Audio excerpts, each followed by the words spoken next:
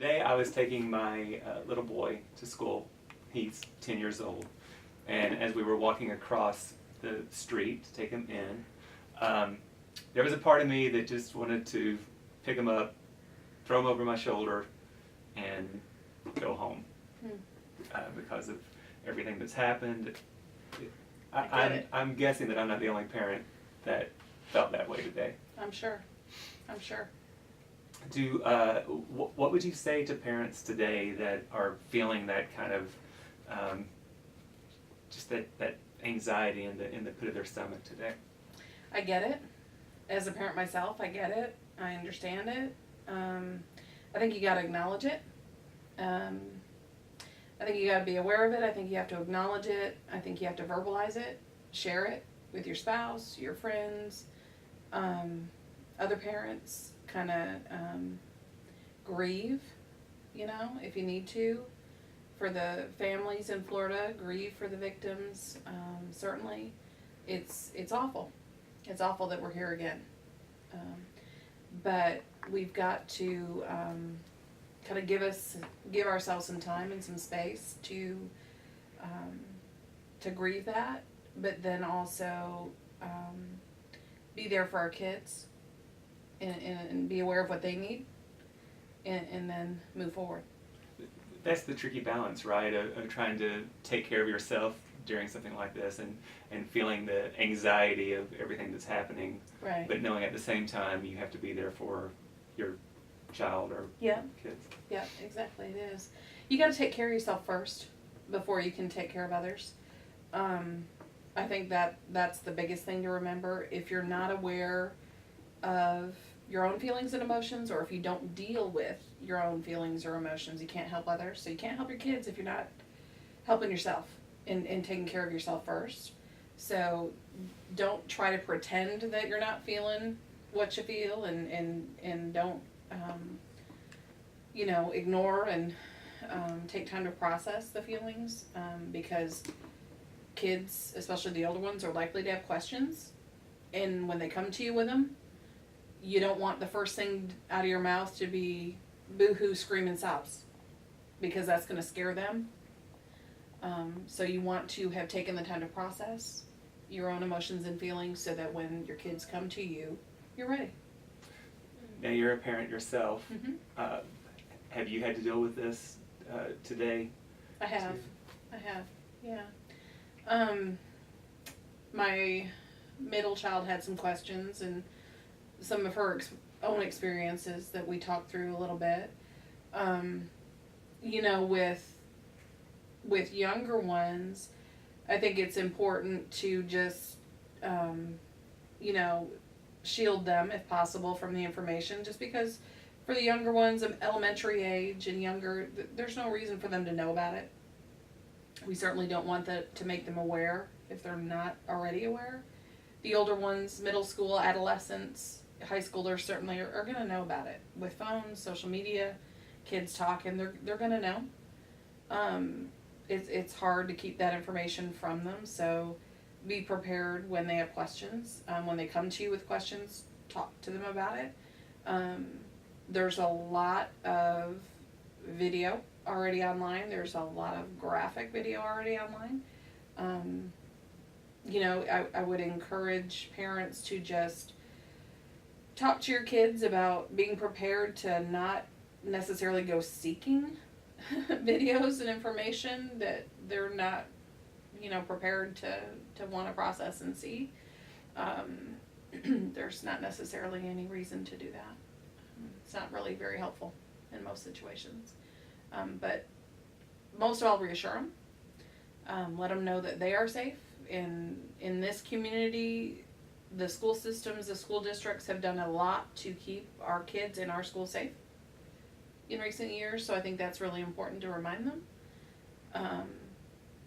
Things have come a long way, I think, in our schools and our communities in recent years to improve safety. So I think that's important to remind them, and provide the most reassurance that you can.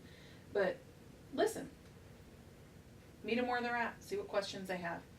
It's okay to say you don't know if you don't know, and it's okay to look for resources and seek out more information for questions they have to.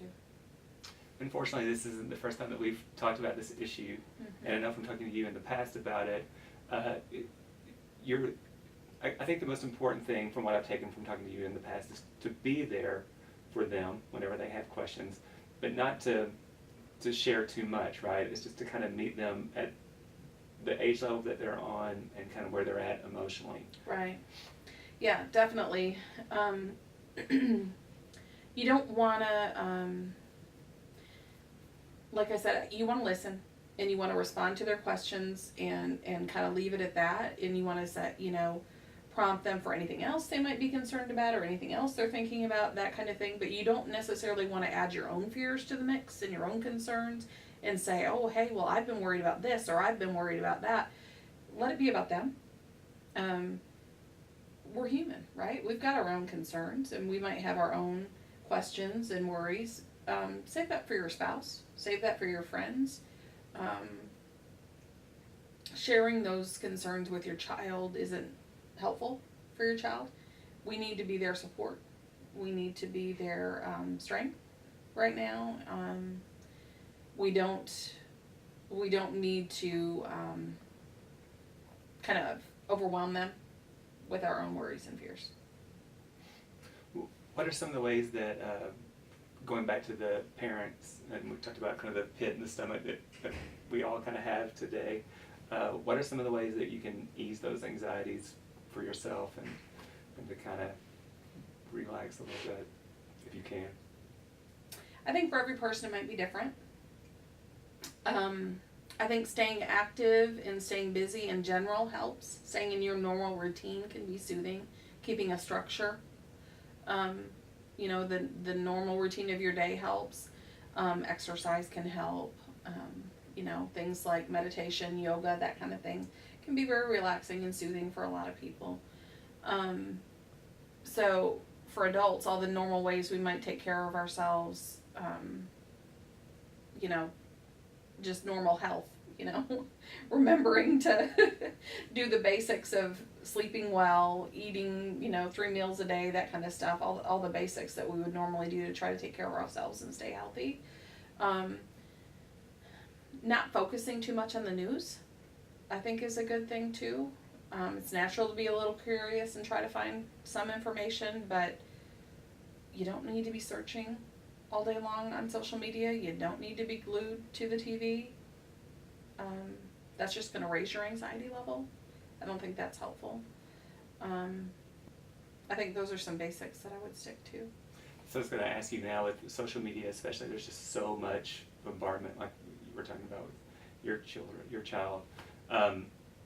So when your kid comes home today, are you going to turn off the TV, social media, and is today the day to watch cartoons with them, or to get away from everything that's happening?